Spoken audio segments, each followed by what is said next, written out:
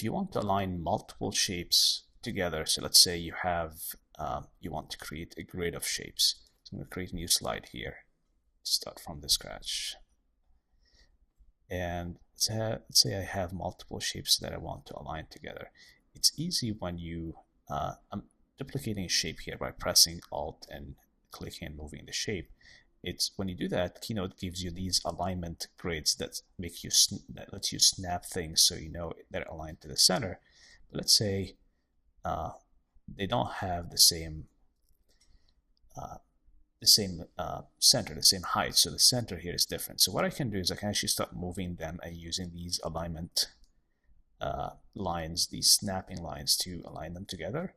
Or what I can do is I can select them all and say align, and I can basically align their centers together so that they are, it's actually aligning the middle.